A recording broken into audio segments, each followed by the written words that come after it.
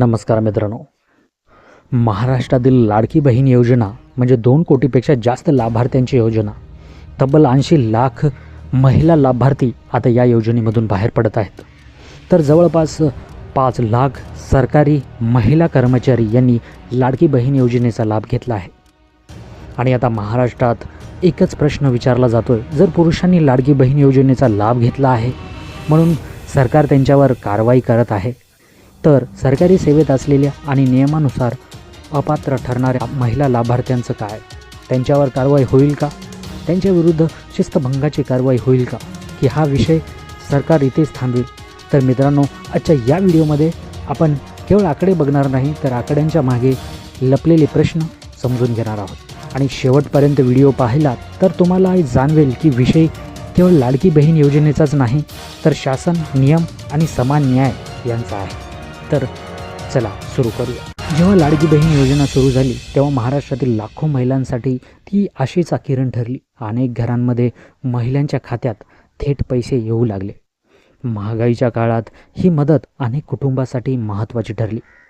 सरकारी योजनेचा उद्देश स्पष्ट सांगितला होता आणि तो होता आर्थिकदृष्ट्या दुर्बल महिलांना आधार देणे आणि त्यांना आर्थिक बळ देणे. त्यामुळे योजना लोकप्रिय झाली.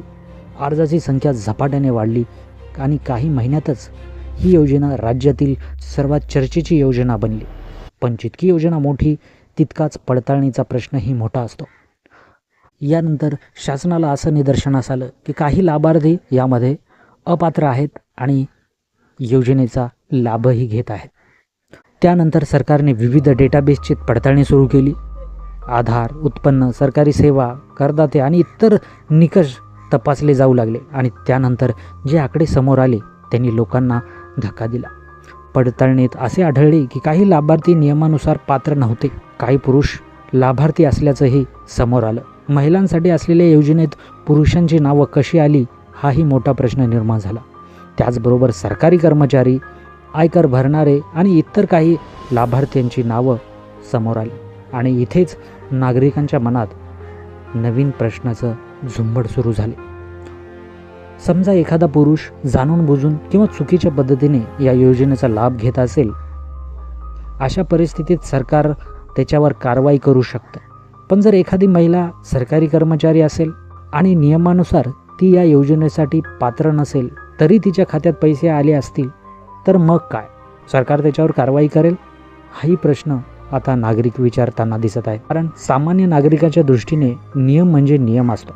तो पुरुषांसाठी वेगळा आणि सरकारी महिला कर्मचाऱ्यांसाठी वेगळा असूच शकत नाही. आता इथे एक महत्त्वाची गोष्ट समजून घ्यायला हवी.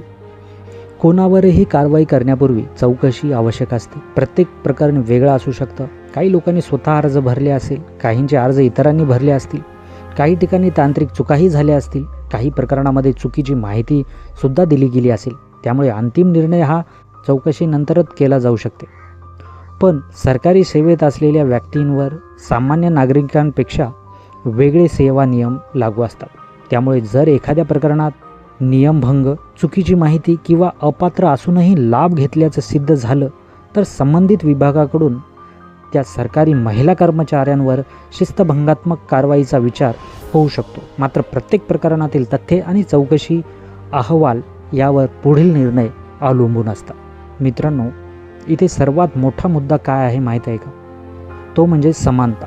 कारण लोक विचारत आहेत की जर 14,000 पुरुष लाभार्थ्यावर सरकार कारवाई करत असेल, तर इतर अपात्र लाभार्थ्याबाबतही तितक्याच कठोरतेने चौकशी होणार आहे का? लोकांना न्याय महत्त्वाचा आहे. नियम सर्वांसाठी समान आहेत का? हा प्रश्न महत्त्वाचा आहे. आणि हा प्रश्न जितका सोपा वाटतो तितकाच गंभीरही आहे. आज सोशल मीडियावर तुम्ही पाहिलं असेल की काही लोक म्हणतात की ज्यांनी चुकीच्या पद्धतीने लाभ घेतला त्यांच्याकडून पैसे वसूल झालेच पाहिजे. काही लोक म्हणतात की चौकशी पूर्ण झाली पाहिजे. काही लोक संपूर्ण यंत्रणेलाच जबाबदार धरत आहेत.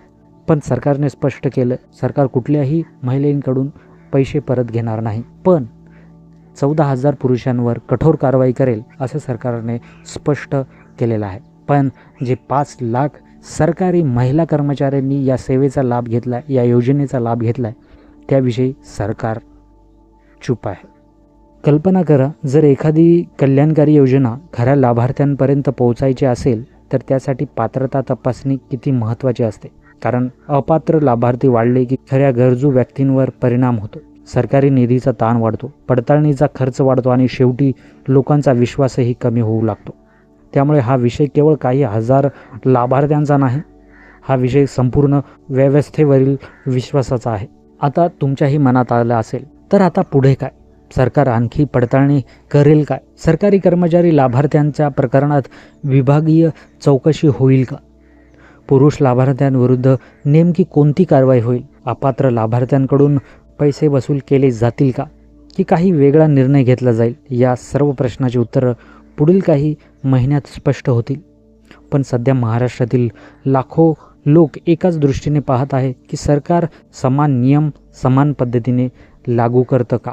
आणि आता सर्वात महत्त्वाचा प्रश्न मी तुम्हाला विचारतो, जर एखादी व्यक्ती पुरुष असो, महिला असो किंवा सरकारी कर्मचारी असो किंवा सामान्य नागरिक असो, नियमानुसार अपात्र असेल तर तिची चौकशी समान निकषावर झाली पाहिजे का? तुमचं मत कमेंट्स बॉक्समध्ये जरूर कळवा.